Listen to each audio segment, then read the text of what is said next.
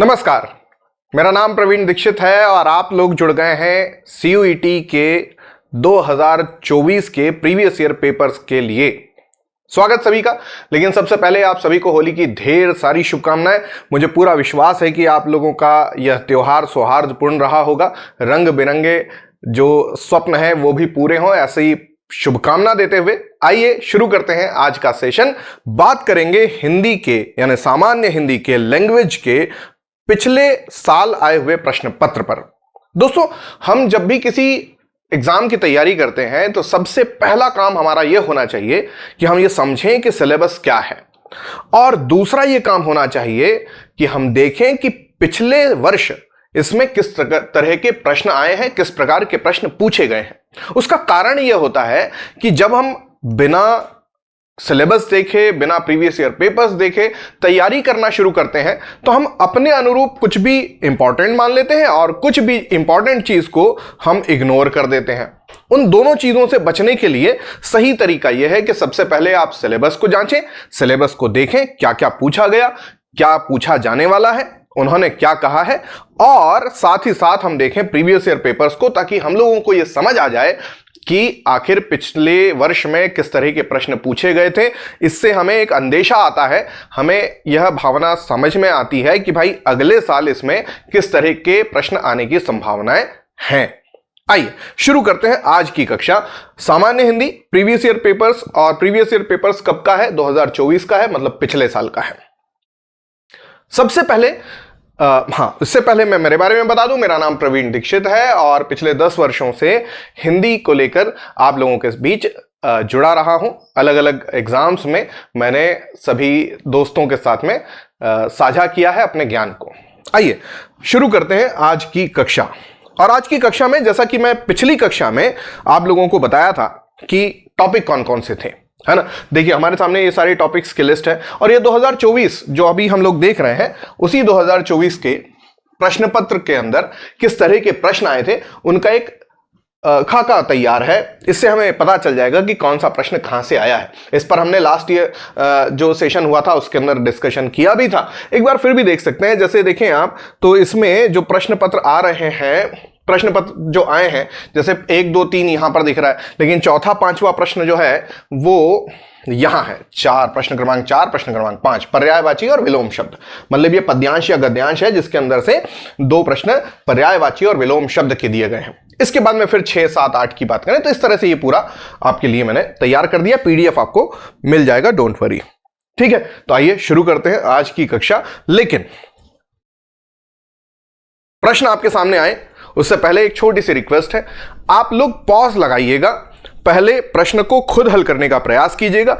आप सोचिएगा कि इस प्रश्न का अगर मैं होता तो क्या उत्तर लगाता, उसके बाद फिर मैं तो बताऊंगा ही कि इसका उत्तर क्या होने वाला है ना। चलिए शुरू करते हैं। तो प्रश्न क्रमांक 1, उससे पहले एक और चीज मैं आपको बता दूं, टेस्ट कोच बाय एस चांद आपके लिए लेकर आया है ये ऐप। डाउनलोड कर लीजिए इस टेस्ट कोच ऐप को।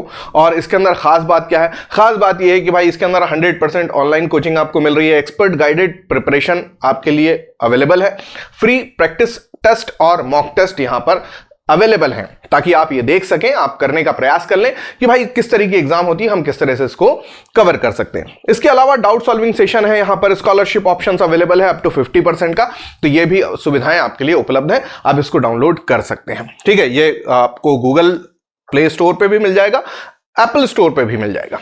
ठीक है, वहां से आप इसको डाउनलोड कर सकते हैं। चलिए प्रश्न क्रमांक 1, और इस प्रश्न क्रमांक 1 पर जाने से पहले यह पद्यांश आपके सामने, मेरे ख्याल से आप लोगों को स्पष्ट दिख रहा होगा, फिर भी मैं आपको पढ़ के सुना देता हूं, आप सुन लें, और सुनने के बाद फिर हम इसको आगे लेकर चलेंगे। क्या है ये? पद्यांश है, और पद्यांश क्या कह रहा है कि आराधन का देखिए ध्यान से सुनिएगा, और ये किसका है ये भी आप सोचिएगा, विचार कीजिएगा कि आखिर ये किसका लिखा हुआ है। ठीक है, देखिए क्या लिखा है।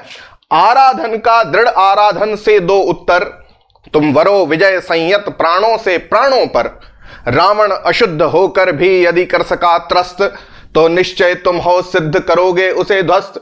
शक्ति की करो मौलिक कल्पना करो पूजन, छोड़ दो समर जब तक न सिद्धि हो रघुनंदन।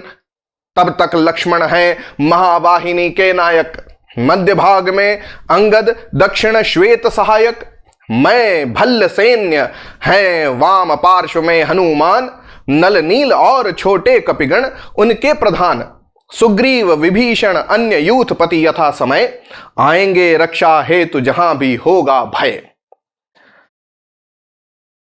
कुछ समझ आया? समझ ही आया कि इसमें कोई व्यक्ति है जो ये बात कर रहा है, और किससे कर रहा है? रघुनंदन से कर रहा है। तो रघुनंदन कौन है? राम है ना। और ये कह रहे हैं कि मैं भल्ल सैन्य है वाम पार्श्व में हनुमान। देखो यहां पर नाम किस किस का है? लक्ष्मण का नाम है, रघुनंदन का नाम है, यहां पर हनुमान का भी नाम है, नल नील का नाम है, सुग्रीव और विभीषण का भी नाम है। ठीक है ना, इतनी बात तो याद रहेगी ना। जब भी आप किसी इस तरह की कविता, पद्य, गद्य को पढ़ें तो उसके कुछ इंपॉर्टेंट चीजों पर ध्यान दे दें। ठीक है, तो कोई है जो कह रहे हैं कि मैं भल्ल सैन्य हूं, और ये रघुनंदन को कह रहे हैं, और ये क्या किस किस का नाम ले रहे हैं? लक्ष्मण का नाम ले रहे हैं, हनुमान का नाम ले रहे हैं, नल नील और सुग्रीव विभीषण का नाम ले रहे हैं। ठीक है, अब मैं थोड़ा सा बता देता हूं। ये राम की शक्ति पूजा जो कविता है निराला की, उसका एक पद्यांश है, और उस पद्यांश में यह स्थिति बनी हुई है कि रावण राम का युद्ध चल रहा है और राम शक्ति की आराधना करने की बात कर रहे हैं। तो यहां पर उनको कहा जा रहा है किसी और के द्वारा। अब कौन कह रहा है उसको भी हम लोग देखते हैं। चलिए, प्रश्न क्रमांक 1, यह पद्यांश किसे संबोधित है? सामान्य सा सरल सा उत्तर है इसका। किसको है? रघुनंदन की बात चल रही थी। रघुनंदन किसको कहते हैं? लक्ष्मण को कहते हैं, राम को कहते हैं, हनुमान को कहते हैं, या सुग्रीव को कहते हैं? करेक्ट आंसर हो जाएगा ऑप्शन नंबर बी, यानी कि राम राम को यह संबोधित किया जा रहा है। ठीक है, करेक्ट है। चलिए नेक्स्ट, प्रश्न क्रमांक 2। अब देखिए, इस तरह के जो प्रश्न हैं, कथन सही है या गलत, या कितने कथन सही हैं कितने गलत हैं, इस तरह के प्रश्नों की भरमार है। 2024 में भी थे, 2023 में भी थे, और आने वाली एग्जाम में भी इस तरह के प्रश्न बनने बहुत हद तक संभव हैं। कारण है इसका, पहले जो जैसे इससे पहले वाला प्रश्न था ना, वो बहुत आसान हो जाता है, सीधे हमने आंसर देखा, आंसर लगा दिया, खत्म हो गया। यहां पर आपको कथन दिए जाते हैं, कथनों को आपको पढ़ के याद रखना है कि भाई इसमें गलत कौन सा, सही कौन सा, और ये दोनों कथन किस पे ऊपर आधारित है? उस पद्यांश पे आधारित है। अगर आपने सही उत्तर दे दिया तो यहां पर 4 ऑप्शन है। अब इसमें इन्होंने क्या कहा? कथन 1 और कथन 2 दोनों सही है, कथन 1 और कथन 2 दोनों गलत है, कथन 1 सही है लेकिन कथन 2 गलत है, कथन 1 गलत है लेकिन कथन 2 सही है। समझ में आई बात? तो चलिए कथन पढ़ लेते हैं। पहला कथन क्या है? पद्यांश के अनुसार रघुनंदन का आशय राम से है। करेक्ट बात है, रघुनंदन का आशय किससे बता दिया? राम से है। दूसरा, उन्होंने कहा महावाहिनी के नायक सुग्रीव हैं। अब यह सही है या गलत है? आप सोचिए। ठीक, अब मैं बता देता हूं। देखो, महावाहिनी के नायक सुग्रीव हैं, देखें जरा। नहीं भैया, महावाहिनी के नायक कौन है? लक्ष्मण है तब तक। तो ये वाला गलत है, मतलब हमारा जो ये कथन था ये वाला हो गया गलत, ये वाला हो गया सही। तो हमको आंसर क्या लगाना होगा? ऑप्शन नंबर 3 लगाना होगा। सर, कथन 1 सही है लेकिन कथन 2 गलत है। ठीक है, करेक्ट है। चलिए अगले प्रश्न पे चलते हैं। नेक्स्ट क्वेश्चन, अगला प्रश्न आपके सामने। दृढ़ आराधन से क्या तात्पर्य है? हठयोग, कठिन साधना, सगुण भक्ति, या वज्रयान? भाई 4 ऑप्शन है, चारों ऑप्शन को थोड़ा सा समझ लीजिए। पहला क्या है? हठ योग। हठ योग नाथ संप्रदाय का एक तरीका रहा है। जब हम लोग हिंदी साहित्य का इतिहास पढ़ेंगे तब देखेंगे कि नाथ संप्रदाय की कविताएं कहाँ मिलती हैं, जो वीर गाथा काल है या उस समय में हमको क्या मिलता है, उसके बारे में हम लोग बात अलग से करेंगे। तो हठ योग जो है वो नाथ संप्रदाय के अंतर्गत खास तौर पर देखने को मिला। दूसरा, ये जो वज्रयान लिखा हुआ है, ये वज्रयान क्या है? ये बौद्ध परंपरा से है ना। बौद्ध में हीनयान, वज्रयान, वो अलग कहानी हो गई। हठ योग से ये भी कनेक्टेड थे। बीच में 2 बचता है, कठिन साधना और सगुण भक्ति। देखो यहां पर सगुण भक्ति की बात नहीं हो रही, यहां बात किसकी हो रही है? कठिन साधना की। आराधन, आराधना साधना एक हो गया, कठिन दृढ़ मतलब कठिन। ठीक है ना, तो दृढ़ आराधन से तात्पर्य हो गया कठिन साधना। Correct answer option number B यानी 2। प्रश्न क्रमांक 4, जैसा मैंने कहा था 1, 2, 3 गद्यांश से सीधे जुड़े हुए हैं। चौथा प्रश्न जो है वो गद्यांश से न होकर सीधे सीधे पर्यायवाची और विलोम शब्द से है। तो भय शब्द का विलोम शब्द क्या होगा? अजेय, निर्भय, डर या पराजय। ठीक है, बिल्कुल सही उत्तर है आप लोगों का पराजय, जय ये विलोम शब्द हो गया, है ना। निर्भय सही उत्तर होगा, भय से निर्भय हो गया, है ना।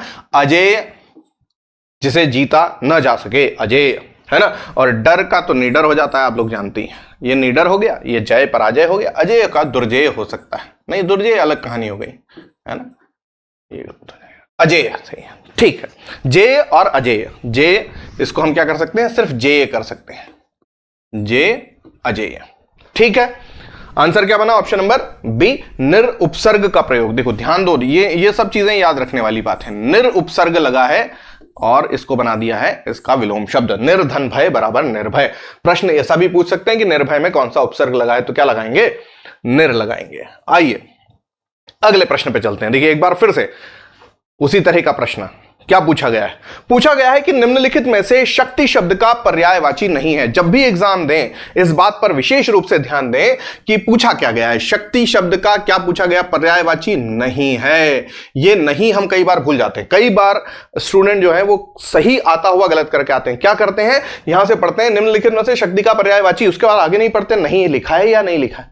वो नहीं आपने छोड़ा तो आपके यहां गलत हो जाएगा, है ना। तो यहां पूछा है पर्यायवाची नहीं है। अब शक्ति का मतलब बल होता है, उग्र होता है, सामर्थ्य होता है, अक्षय होता है, ताकत होता है। भाई शक्ति है कि नहीं तुम्हारे में, मतलब ताकत है कि नहीं, है ना, सामर्थ्य है या नहीं।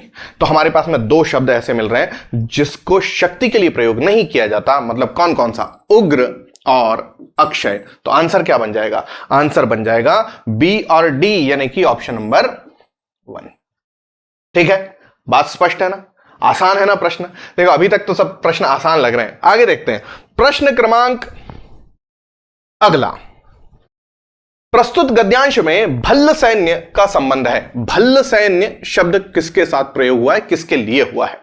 पहला लिखा हुआ है कपिगण से, सुग्रीव से, भालुओं की सेना नायक जामवंत से या फिर रघुनंदन से। स्वाभाविक बात है रघुनंदन जी से तो बात ही चल रही है, तो रघुनंदन से तो नहीं होगा। सुग्रीव जी को तो उन्होंने बोला है कि जहां जरूरत होगी तब वहां आएंगे। कपिगण के लिए भी उन्होंने प्रयोग नहीं किया, उन्होंने कहा मैं भल्ल सैन्य, मैं भल्ल सैन्य। किस, ये बात कौन कर रहा है, तो हमको यहां पे पता चलता है कि भैया ये जाम्बवंत जो हैं वो रघुनंदन से बात कर रहे हैं, वो अपनी बातें कह रहे हैं। तो वो पूरा जो पद्यांश है वो जामवंत कह रहे हैं किसको, रघुनंदन को। तो सही उत्तर क्या आ गया, भालुओं के सेना नायक भल्ल शब्द यहां पर प्रयोग हुआ। ये सही उत्तर बन जाएगा ऑप्शन नंबर 3। आसान प्रश्न था, लड्डू प्रश्न है। आइए देखते हैं अगला प्रश्न क्या है। जिसने व्याकरण को ठीक ढंग से पढ़ा, जिसने व्याकरण पर अच्छे से ध्यान दिया, उनके लिए यह लड्डू प्रश्न है, आसान प्रश्न है। मुझे नहीं लगता कि किसी को इसमें दिक्कत आएगी। प्रश्न क्या है, जिस शब्द से संज्ञा या सर्वनाम की विशेषता का बोध होता है उसे क्या कहते हैं, क्रिया। जब किसी कार्य का करना या होना पाया जाता है जिन शब्दों से, उसे क्रिया कहते हैं। काल, जिन शब्दों से क्रिया के करने का समय प्राप्त होता है वह काल है। वाच्य, ना भैया क्रिया किसके द्वारा की जा रही है, या यूं कह लें कि यह इसमें महत्वपूर्ण क्या है, कर्म है या कर्ता है, वहां वाच्य हो जाता है। सही उत्तर बन जाएगा विशेषण। एकदम आसान प्रश्न है। जिन शब्द से संज्ञा या सर्वनाम की विशेषता का बोध हो उसे हम विशेषण कहते हैं। नेक्स्ट अगला प्रश्न, प्रश्न क्रमांक 8। जिस शब्द में किसी काम का करना अथवा होना पाया जाता है उसे क्या कहते हैं। देखो जिन लोगों ने एग्जाम से पहले मतलब 12th में या 8th 9th से मेरे ख्याल से इसको पढ़ाया जाता है, 6th 7th 8th 9th 10th 11th में आप ये पढ़ते ही पढ़ते हैं, संज्ञा सर्वनाम क्रिया विशेषण, है ना, इनकी पूरी परिभाषाएं रटते हैं। जिसको याद रह गई उसने के लिए तो ये खेल है, लड्डू है। क्या पूछा गया, जिस शब्द में किसी काम का करना या होना पाया जाता है उसे हम क्या कहते हैं, क्रिया। ठीक है, विशेषण क्या है, विशेषता बतलाने वाला।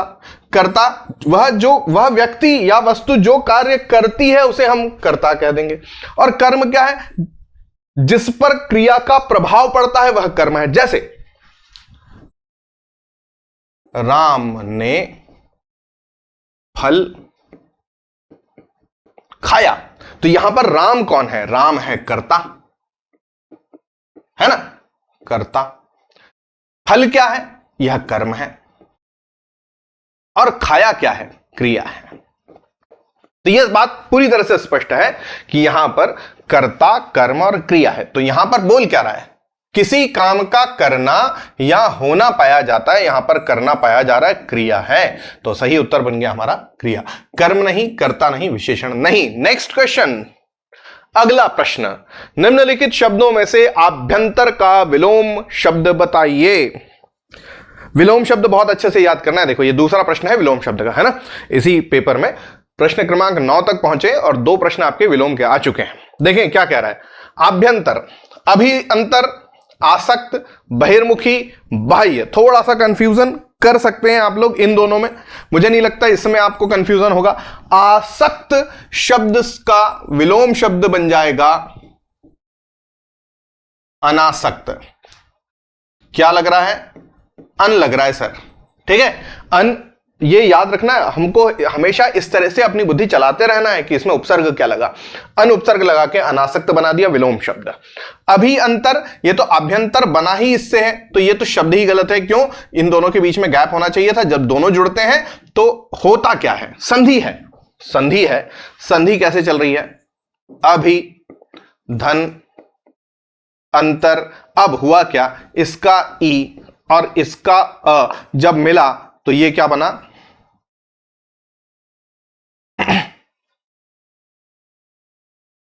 य बन गया। क्या बन गया, य।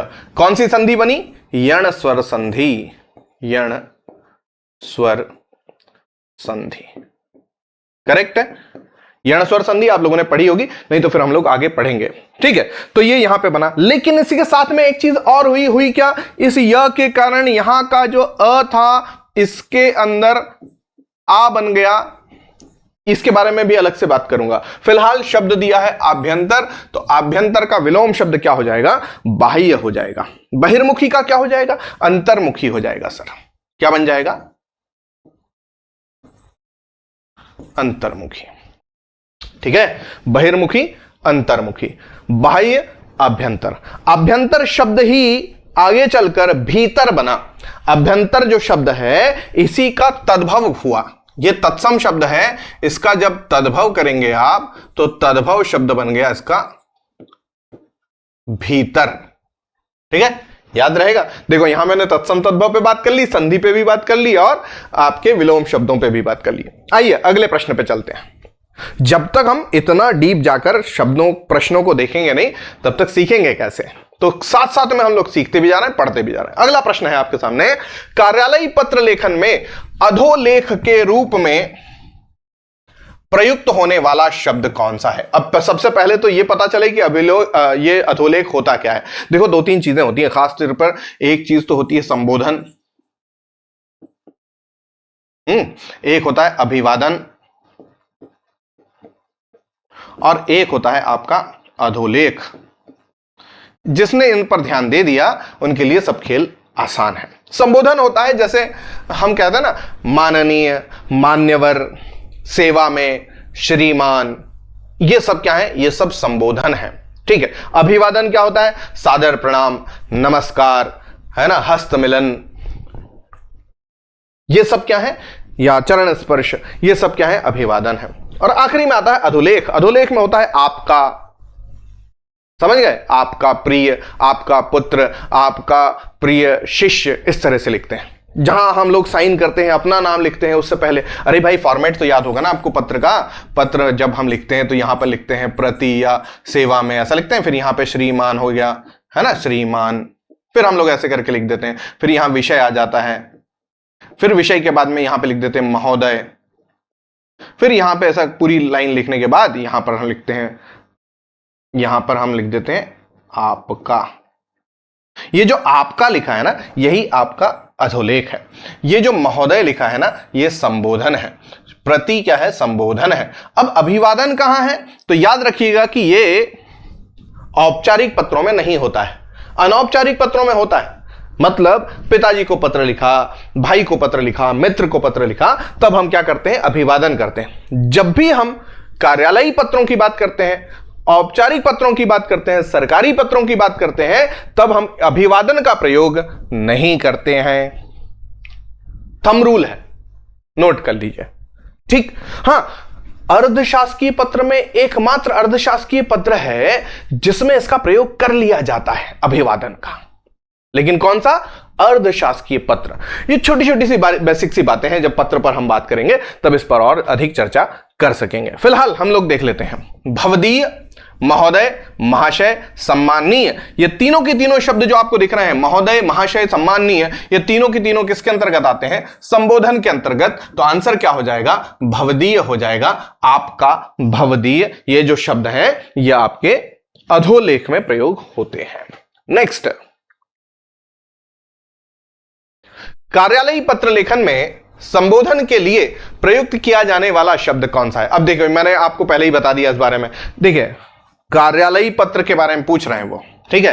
प्रिय, बंधुवर, मित्रवर, ये तीनों के तीनों प्रयोग तो होते हैं संबोधन में, लेकिन कार्यालयी पत्र में नहीं होते। कहां होते हैं ये तीनों के तीनों? ये वाला, ये वाला, ये वाला, ये तीनों के तीनों हम कह सकते हैं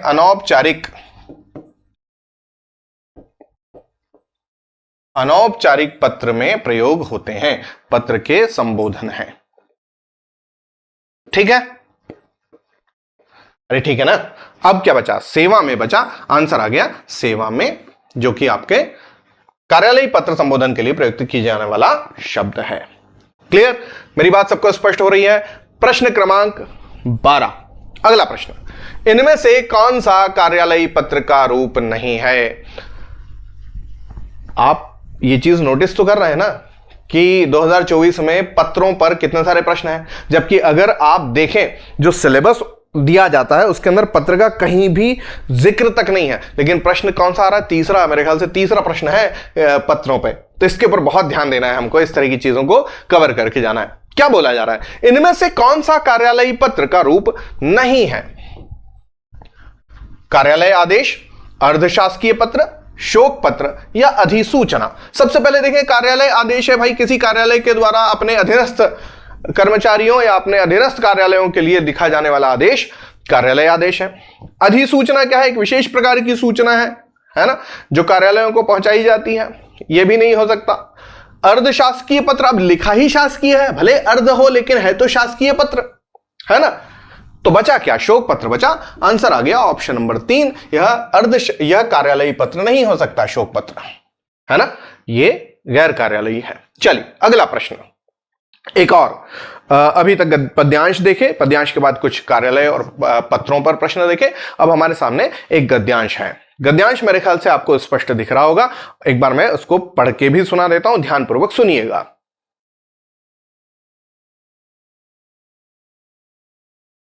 दुनिया से अच्छा ग्रहण करने का अधिकार सभी देशों को है।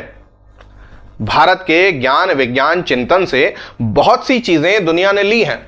दूसरी बात यह है कि संसार में जहां भी ज्ञान विज्ञान विचार जन्म लेते हैं उनमें अन्य देशों की भी ज्ञात अज्ञात भूमिका होती है, और यह आदान प्रदान का सिलसिला न जाने कब से चल रहा है। आज भी पश्चिम में हो रहे नवीनतम अन्वेषणों में विभिन्न देशों की मेधा, प्रतिभा, श्रम, कौशल, धन आदि लगे हैं। उदाहरण के लिए भारत की अनेक प्रतिभाएं अरसे से अमेरिका और अन्य देशों में उच्च स्तरीय अन्वेषण और संगणक के क्षेत्र में सॉफ्टवेयर निर्माण में लगी हैं। क्या यह प्रकारांतर से भारतीय अवदान नहीं है? उन्नत देशों की वस्तुएं ऊंचे मूल्य पर खरीदकर अनेक छोटे देश उच्चतर अनुसंधान में परोक्ष आर्थिक योगदान देते हैं। इसलिए किसी भी उपलब्धि को किसी भूगोल में सीमित नहीं किया जा सकता। यह दूसरी बात है कि हमें अपनी आत्मनिर्भरता लगातार बढ़ानी होगी और अपनी प्रतिभाओं को निरंतर प्रोत्साहित करना होगा। आयातित प्रदूषण से बचने और अपने सांस्कृतिक उन्नयन के लिए यह अनिवार्य है। वैसे देखा जाए तो 2 4 6 बड़े बड़े मोटे मोटे से शब्द हैं जिनको हमको समझ लेना चाहिए। देखो क्या है, कुछ शब्द है ना हमारे दिमाग में बैठ जाए, उसको समझ आ जाए कि शब्द का अर्थ क्या है, तो ये आसान हो जाता है। जैसे मैं आपको बताऊं, अच्छा ग्रहण करने का अधिकार मतलब सब जो अच्छी चीजें मिल रही हैं दुनिया में वो सबको है, ठीक है। दूसरा, ज्ञान विज्ञान चिंतन से बहुत सी चीजें दुनिया ने ली हैं। ये बात बिल्कुल सही। भारत का ज्ञान विज्ञान और चिंतन जो रहा है वो बहुत प्राचीन है और बहुत जबरदस्त रहा है। ठीक है। दूसरी बात यह है कि संसार में जहां भी ज्ञान विज्ञान विचार जन्म लेते हैं उनमें अन्य देशों की भी ज्ञात अज्ञात भूमिका होती है। भाई सीधी सी बात है, हमारे यहां कुछ हुआ तो कहीं ना कहीं हम लोगों, जैसे समझो बात को, अमेरिका बहुत अच्छा काम कर रहा है ना, बहुत नए डेवलपमेंट कर रहा है, तो क्या भारतीय लोग वहां नहीं है? तो कहीं ना कहीं औपचारिक अनौपचारिक रूप से हम लोग उसके अंदर प्रत्यक्ष परोक्ष रूप से सम्मिलित हैं, ऐसा। और यह आदान प्रदान का सिलसिला न जाने कब से चला है। भारत में कुछ नया हुआ तो अमेरिका ने सीखा, अमेरिका ने कुछ नया किया तो भारत ने सीखा, हम लोग एक दूसरे से सीखते आए हैं कुल मिला के। अच्छा, आज भी पश्चिम में हो रहे नवीनतम अन्वेषणों, अन्वेषण मतलब खोज, नए नए आविष्कार, विभिन्न देशों में मेधा मतलब, हमारी मेधा मतलब होती है बुद्धि, ठीक है, प्रतिभा, श्रम, कौशल, धन आदि लगे हैं। अनेक प्रतिभाएं अरसे, अरसा मतलब शब्द होता है, अरसा शब्द होता है कई सालों से, कई वर्षों से, कई समय से। ठीक है। अमेरिका और अन्य देशों में उच्च स्तरीय अन्वेषण और संगणक, संगणक क्या होता है? हाँ, कंप्यूटर होता है भाई, कंप्यूटर को संगणक कहते हैं, है ना। तो संगणक के क्षेत्र में सॉफ्टवेयर निर्माण में लगी है। बिल्कुल सही बात है। भारतीय अवदान नहीं है क्या? अवदान का मतलब होता है अनुदान करना, अवदान करना, कुछ अपनी तरफ से कह सकते हैं सहायता देना या किसी ना किसी तरह का सहयोग, अवदान है। उन्नत, उन्नत मतलब ऊपर उठने वाला, उत धननत शब्द है, तो उन्नत मतलब ऊपर उठने वाला। उन्नत देशों की वस्तुएं ऊंचे मूल्य पर खरीदकर अनेक छोटे देश उच्चतर अनुसंधान, अनुसंधान मतलब जो भी प्रैक्टिकल्स हो रहे हैं, जो भी उसके ऊपर नया शोध हो रहा है उसके अंदर आर्थिक योगदान देते हैं। भाई अर्थ कहां से आ रहा है? वहीं से तो आ रहा है ना। इसलिए किसी भी उपलब्धि को भूगोल में सीमित नहीं किया जा सकता, भूगोल तक सीमित नहीं है, वो सब दूर फैला हुआ है, शाश्वत है, कुल मिला के सबके लिए उपलब्ध है। यह दूसरी बात है कि हमें आत्मनिर्भरता लगातार बढ़ानी होगी। हम जब आत्मनिर्भर होंगे, हमारे ही प्रतिभाएं हमारे ही काम आएंगी, हमारे यहां ही सारी चीजें होंगी, हम खुद ही आगे बढ़ते जाएंगे। तो आत्मनिर्भरता, प्रतिभाओं को निरंतर प्रोत्साहित करना होगा। प्रोत्साहित करना, प्रधन उत्साहित, उत्साही, उत्साह मतलब कि उमंग, है ना, और प्रोत्साह कर देना, प्रोत्साहित कर देना मतलब उनको आगे बढ़ने के लिए प्रेरित करना, है ना, प्रोत्साहित करना होगा। आयातीत प्रदूषण, आयातीत, आयात से होने वाले प्रदूषण, आयातीत प्रदूषण से बचने और अपने सांस्कृतिक उन्नयन, उत्धन नयन, ऊपर उठने के लिए यह अनिवार्य है, इसको करना ही हमें चाहिए, है ना। अनिवार्य मतलब जिसे किया जाना चाहिए वह अनिवार्य है, ठीक है, जिसे छोड़ा नहीं जाए, जिसको हटाया नहीं जा सकता। आइए पहला प्रश्न, उन्नत शब्द का विलोम शब्द क्या होगा? कितने आसान प्रश्न है, देख रहे हो आप लोग, बहुत आसान है, सिर्फ सोचिए, विचार कीजिए, आपको उत्तर मिल जाएगा। पहला प्रश्न है, पहला शब्द है अपमान, अपमान, विलोम शब्द का प्रश्न है, अपमान का विलोम शब्द हो जाएगा सम्मान। अवनत, नत, नत, ठीक है, तो यहां पर यह वाला उत्तर आ जाएगा सही, अवधननत, है ना। यह वाला कैसे बना? उत धन नत, तो नत से नत हो गया, उत का अव हो गया। उत मतलब ऊपर उठना, अव मतलब नीचे गिरना, उन्नत अवनत, ये विलोम शब्द सही है। असहनशीलता में अ लगा है, विलोम शब्द बनाना है सहनशीलता। अभिमान का हो जाएगा वैसे तो, सॉरी, बहुत आसान प्रश्न है, अभिमान में आप केवल अन लगा दीजिए, ठीक है, तो शब्द क्या बन जाएगा? अनभिमान हो जाएगा, अनभिमान, ये इसका विलोम शब्द तैयार हुआ। चारों के समझ में आ गए, उत्तर क्या बनेगा? अवनत बनेगा, ठीक है। प्रश्न क्रमांक अगला, प्रश्न क्रमांक 14 पूछ क्या रहा है? गद्यांश में प्रयुक्त इन शब्दों के सही वर्णानुक्रम का चयन कीजिए। आयातीत, अधिकार, आत्मनिर्भरता, उदाहरण, नवीनतम। अब भाई इसको हमको देखना पड़ेगा कैसे। अब यहां पर आपके सामने वो गद्यांश तो है नहीं, तो गद्यांश पे आपको जाना पड़ेगा और वहां चेक करना पड़ेगा आयातीत, अधिकार, आत्मनिर्भरता, उदाहरण और नवीनतम। इस प्रश्न का उत्तर मैं नहीं दे रहा, ये प्रश्न का उत्तर मुझे चाहिए आप लोगों से कमेंट में, ठीक है। अगली बार जब मैं आऊंगा तो आप लोगों को सही बता दूंगा किस किसने उत्तर दिया है। प्लीज कमेंट कीजिएगा, इस प्रश्न का उत्तर आपको कमेंट में बताना है। कैसे बताओगे भाई? देखो, जब इस पे जाओगे पहले मैंने पूरा गद्यांश पढ़ के सुनाया है, वहां पे ध्यान रखना क्या फ्लो आ रहा है, कौन सा फॉर्मेट है, उसके अनुसार इसमें देखना। पहले जैसे मान लो अधिकार पहले आया तो इसको नंबर 1 दे दिया, फिर इसको नंबर आपने 2 दे दिया, फिर इसको नंबर 3 दे दिया, इस तरह से पहले लिख लेना, फिर इसको चेक कर लेना कि भाई यहां कैसे हो रहा है, और कमेंट में आप उत्तर करेंगे कि इसका ऑप्शन नंबर 1 सही है, 2 सही है, 3 सही है या 4 सही है। ठीक है, आइए अगले प्रश्न पर चलते हैं। प्रश्न क्रमांक 15। गद्यांश के आधार पर सूची 1 और सूची 2 में सुमेलित कीजिए। याद रखिए इस बार जो प्रश्न जो नोटिफिकेशन आया है उसमें स्पष्ट लिखा हुआ है कि कंबाइन द कॉलम, ये इस तरह के प्रश्न आएंगे, इस पर विशेष रूप से ध्यान दीजिएगा, इसको विशेष रूप से तैयार कर लीजिएगा। प्रश्न क्या है, उपसर्ग प्रत्यय और मूल शब्द पर है। चलिए देखें जरा, मूल शब्द है नवीनतम। अब ये तम शब्द जो है इसके अंदर क्या है, प्रत्यय है, तो ये सही लग गया, ये रहा। अधिकार में कार लगा हुआ है तो ये चला गया इधर, है ना। अब क्या है, आत्मनिर्भरता, ये ता यहां आ गया, और आर्थिक में स्वाभाविक बात है एक शब्द लग रहा है तो ये एक प्रत्यय कहां दिख रहा है, एक प्रत्यय दिख रहा है यहां से ऐसा। ठीक, तो ए किसमें चला गया, ए चला गया 2 में, A2 ये रहा, यहां पर भी है। बी कहां चला गया, बी 4 में चला गया क्या, बिल्कुल बी 4 में चला गया, ये बी 4 में चला गया, लेकिन यहां 1 है, गलत है, ये वाला सही है, option number B correct answer. आसान है ना, बहुत ज्यादा कठिन नहीं है। सबसे पहले कॉलम करो, मैच कॉलम करके इसके अंदर देखो कि ए किससे जुड़ा हुआ है, बस उसको पहले चेक करो, ए वाले को बस। ये गलत था, ये गलत था, ये सही था, ये भी सही था, लेकिन बी के मामले में ये गलत था, ये सही था, लेकिन ये सही था, ये भी सही था, 2 सही हो गए तो ये वाला सही उत्तर बन गया। अगला प्रश्न, अरे 15 प्रश्न पूरे हुए। जो लोग लेट ज्वाइन किए हैं, जो लोग बाद में देखना शुरू किए, उनके लिए खासतौर पर यह जानकारी है, अगर आप टेस्ट कोच का ऐप अभी तक डाउनलोड नहीं किए हैं, प्लीज डाउनलोड कर लीजिए इस ऐप को। इसके अंदर बहुत सारी सुविधाएं आपको उपलब्ध है, जैसे 100% ऑनलाइन कोचिंग आपको उपलब्ध है, एक्सपर्ट गाइडेड प्रिपरेशन यहां पर आपको मिलेगी, फ्री प्रैक्टिस टेस्ट और मॉक टेस्ट आपके लिए अवेलेबल है।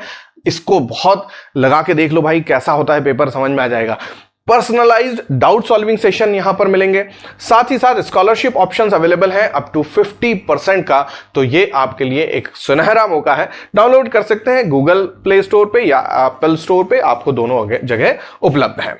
आइए नेक्स्ट, ये वाला प्रश्न, ये जो आपका गद्यांश था, मैंने इसको कोशिश की है कि छोटा करके आपके पास में रख दूं ताकि आप इस प्रश्न का उत्तर दे सकें। प्रश्न बहुत आसान है, कठिन प्रश्न है नहीं। पूछा क्या गया है, 2 कथन है, इसमें से कौन सा सही है कौन सा गलत है, दोनों सही है या दोनों गलत है, इसको आपको बताना है। क्या बोल रहा है, पहला कथन है, संसार में जहां भी ज्ञान विज्ञान विचार जन्म लेते हैं उनमें अन्य देशों की भी ज्ञात अज्ञात भूमिका होती है। यह लिखा हुआ देखो, लिखा है एज इट इज, लिखा है, सही लिखा हुआ है। देखो उस वाले प्रश्न में मेरे पास ऑप्शन नहीं था कि मैं आपके लिए जगह बचा नहीं पा रहा था, यहां मिल गया तो मैंने उपलब्ध करा दिया, तो यह वाला तो सही हो गया। आत्मनिर्भरता और प्रोत्साहन आयातित प्रदूषण से बचने और सांस्कृतिक उन्नयन के लिए अनिवार्य नहीं है, यहां लिखा है नहीं है, जबकि यहां लिखा है अनिवार्य है, तो यह वाला हो गया गलत, है ना। तो एक सही एक गलत, पहला सही दूसरा गलत, पहला सही दूसरा गलत कहां लिखा है, कथन 1 सही है कथन 2 गलत है, ऑप्शन नंबर 3 आंसर हो गया। अगले प्रश्न पे चलते हैं। नेक्स्ट क्वेश्चन ये रहा। अरे मजा आ रहा है कि नहीं, देखो प्रश्न कितने आसान है ना। अगर ऐसे प्रश्न वहां मिल जाएंगे तो मजा ही आ जाएगा। देखें जरा, अवदान शब्द का पर्यायवाची यहां पे कहानी लग सकती। देखो मैंने आपको बता दिया था वैसे गद्यांश के दौरान कि इसका अर्थ क्या होता है। अवदान मतलब सहयोग करना। अब यहां देखें, अनुसंधान करना नहीं, अनुसंधान करना तो किसी नई वस्तु की खोज करना, किसी प्रकार का प्रैक्टिकल करना, वो अनुसंधान है ना, खोज हो गया। अन्वेषण खोज को कहते हैं, ये भी नहीं होगा। भूमिका नहीं, भूमिका शब्द भी अलग है, तो बचा क्या, अनुदान बचा।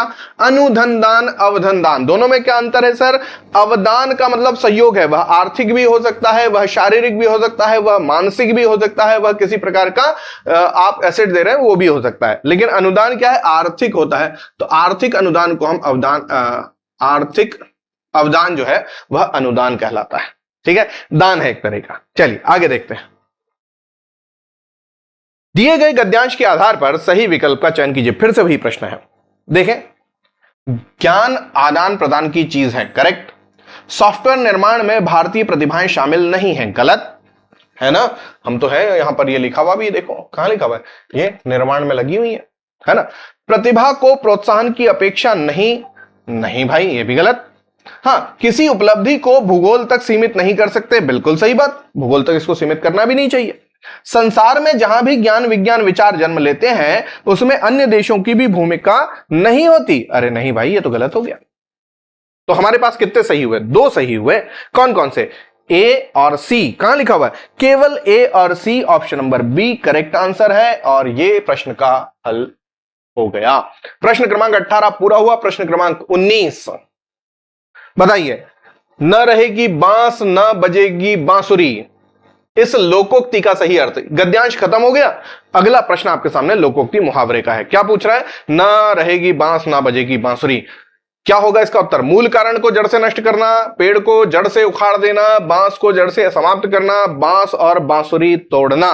भाई देखो सीधी बात है, लोकोक्ति मुहावरे जो कहते हैं वह केवल उसी बात की नहीं बात करते, वह किसी अलग बात को इस तरह से कहते हैं। तो बांस बांसुरी की तो बात यहां नहीं हो रही, पेड़ की भी बात नहीं हो रही है, उत्तर आ जाएगा मूल कारण को जड़ से नष्ट कर देना। प्रश्न क्रमांक 20, कूद कूद मछली बगुले को खाए, लोकोक्ति का अर्थ क्या होगा, बिना बल कोई काम करना, बिल्कुल विपरीत काम होना, बगुला कूद कूद कर मछली को खाता है, बस सब दिन एक जैसे नहीं होते। देखो यार सब दिन एक जैसे नहीं होते, सब दिन होत ना एक समान, यह एक लोकोक्ति है वो हम जानते हैं। बगुला कूद कूद मछली को खाता है, इसका अर्थ ये तो नहीं हो रहा। तो लोकोक्ति का क्या अर्थ होगा, बिल्कुल विपरीत काम होना या बिना बल कोई काम करना, ना बिना बल कोई काम करना भी नहीं होगा, तो आंसर आ जाएगा बिल्कुल विपरीत काम करना। जहां बगुला मछली को खाता है वहां पर कूद कूद मछली बगुले को खा जा रही है, उल्टा काम हो गया ना, तो विपरीत काम होना। प्रश्न क्रमांक 21, अध्यक्ष शब्द में कौन सा उपसर्ग निहित है, अध, अक्ष, अधि या अध्य। अब देखो जिन्होंने उपसर्ग प्रत्यय पढ़े हैं, जिन्होंने संधि पर ध्यान दिया है वो गलती नहीं करेंगे, अदरवाइज बहुत सारे लोग क्या लगा के आ जाएंगे, अध्य लगा के आ जाएंगे, गलत हो जाएगा। हो जाएगा कि नहीं, अक्ष यहां पर उपसर्ग नहीं है, हम उपसर्ग पूछा, उपसर्ग आगे लगता है पीछे नहीं लगता, तो यह भी गलत है। अध अगर उपसर्ग लगा दिया तो गलत हो जाएगा, क्यों, शब्द देखो, शब्द है अधि धन अक्षी, अक्षी का मतलब होता है आंख, अधि का मतलब होता है मुख्य। तो जो किसी कार्यक्रम या किसी कार्य में मुख्य रूप से आंख रखता है, नजर रखता है, चीजों पर ध्यान देता है, वह कौन होता है, अध्यक्ष होता है। तो आंख रखने वाला मुख्य रूप से अध्यक्ष हुआ। अब जब ये ई जब इस अ से जुड़ा तो ये य बना और ये आधा ध आगे लगा, आगे का अ और ये पीछे का क्ष, इस ई की मात्रा का लोप हो गया, तो ये शब्द बन गया अध्यक्ष। तो आंसर आ गया option number C, option number 3 correct answer. Next अगला प्रश्न, प्रश्न क्रमांक 22, विशेषण। अब देखो ये प्रश्न जो है ना, इस पूरा व्याकरण का प्रश्न है, आपसे परिभाषाओं पर बात की गई है। विशेषण एक ऐसा विकारी शब्द है जो संज्ञा या सर्वनाम की विशेषता बताता है। बात सही है पहली चीज तो, कि विशेषण विकारी होता है ना, मैं इसके बारे में बात करूंगा। संज्ञा सर्वनाम विशेषण क्रिया यह विकारी शब्द है ना, तो विशेषण एक विकारी शब्द है, करेक्ट। क्या करता है, संज्ञा या सर्वनाम की विशेषता बतलाता है, बिल्कुल करेक्ट है। अगला वाक्य देखिए, विशेषण के प्रयोग से जिस संज्ञा का गुण अथवा धर्म प्रकट होता है उसे उस संज्ञा को व्याकरण विशेष कहते हैं। देखो दो चीजें होती हैं, एक जो विशेषता बतलाता है, दूसरा जो जिसकी विशेषता बतलाई जा रही है। जैसे मैं आपको एक शब्द बताता हूं,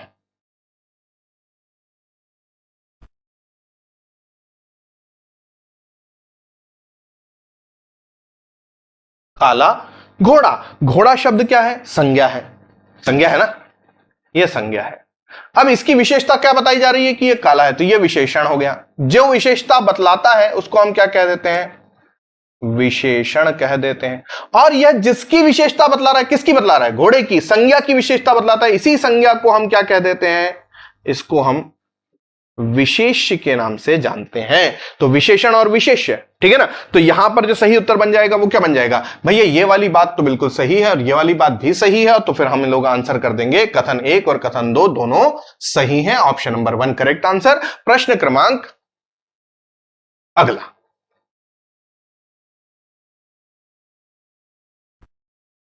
काल, कारक, कारक और विभक्ति।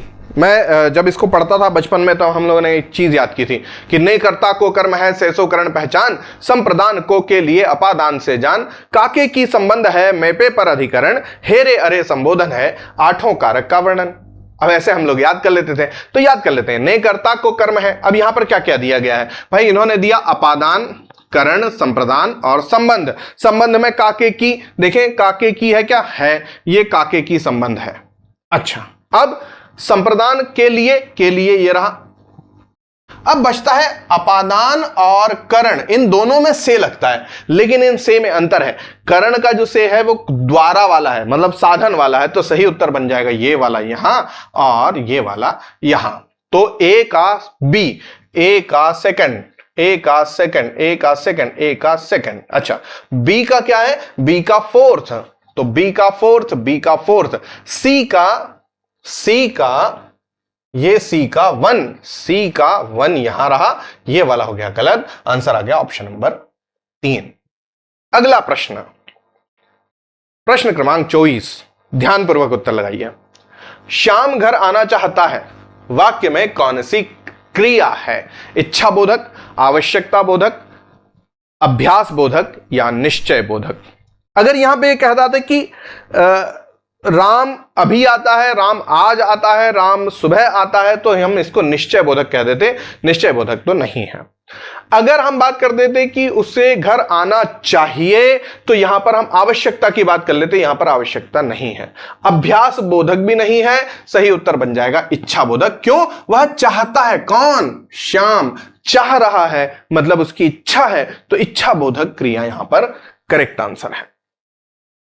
अंतिम प्रश्न आज का है ना, मैं कोशिश कर रहा हूं आज 25 कर लेते हैं, कल 25 कर लेते हैं, तो हमको याद रहेगा, तैयारी अच्छी हो जाएगी। 25वां प्रश्न है, हंस दूध और पानी को अलग कर देता है, वाक्य में अव्यय की पहचान करें। अव्यय की पहचान कीजिए। क्या होगा सोचिए जरा, अव्यय क्या होता है? देखो, जिसने पढ़ा है ना, जिन्होंने इसके ऊपर अच्छे से स्टडी किया है, वो जानते होंगे अव्यय क्या होते हैं। अव्यय होते हैं अविकारी शब्द, और अविकारी शब्द में आते हैं क्रिया विशेषण, संबंध बोधक, समुच्चय बोधक, है ना, निपात आते हैं, विस्मयादि बोधक आते हैं। अब यहां पर देखें तो एक शब्द लिखा हुआ है और ये और शब्द जो है वह क्या है? अव्यय है ना, संबंध बोधक है। देखें जरा, को कारक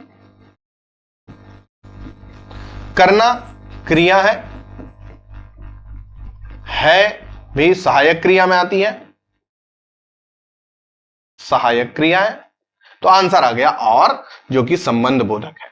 अब आप बोलेंगे सर ये समुच्चय बोधक क्यों नहीं है? क्योंकि दो शब्दों के बीच में लगा है, दो शब्दों के बीच संबंध बता रहा है, तो दो शब्दों के बीच में संबंध बताता है, दो संज्ञाओं के बीच में संबंध बताता है, तो संबंध बोधक होता है, यह संबंध बोधक बन गया। ठीक है, चलिए आज के प्रश्न हो गए पूरे। हमने अभी तक कुल 50 प्रश्न आते थे, आपको करने होते थे 40। इस बार उन्होंने 40 वाला कॉन्सेप्ट खत्म कर दिया है, कंपलसरी है 50 के 50 प्रश्न करना। अभी तक हमने कितने प्रश्न किए? 25 प्रश्न किए। आपका स्कोर क्या रहा यह मुझे कमेंट बॉक्स में जरूर बताइएगा, और उस प्रश्न का उत्तर भी आप बताएंगे, मुझे पूरा विश्वास है। आज की कक्षा को यहीं पर देते हैं विराम। अगर आपको पसंद आया हो आज का सेशन तो जरूर कमेंट कीजिएगा, लाइक कीजिएगा, अपने दोस्तों के साथ शेयर कीजिएगा, जो तैयारी कर रहे हैं, जो 12th एग्जाम दे रहे हैं या हो चुकी है, जो लोग हिंदी विषय को लेकर, लैंग्वेज विषय लेकर सीयूईटी में उतरना चाहते हैं, उन महारथियों के लिए मैं सदैव तत्पर आपके साथ हूं। आज की कक्षा कैसी लगी जरूर बताइएगा, और साथ ही साथ अगर आप डाउनलोड नहीं किए, डाउनलोड कर लीजिएगा एस चांद का ये ऐप। आपको जो डिस्क्रिप्शन बॉक्स है उसमें भी आपको अवेलेबल होगा, वहां से भी लिंक आप उठा सकते हैं। तो आज की कक्षा को यहीं पर देते हैं विराम। पूरा विश्वास है कि आपको मजा आया होगा आज के सेशन में। ऐसे ही सेशन में जुड़ते रहिए, अगली बार फिर होगी मुलाकात। तब तक के लिए बहुत बहुत धन्यवाद और जय हिंद।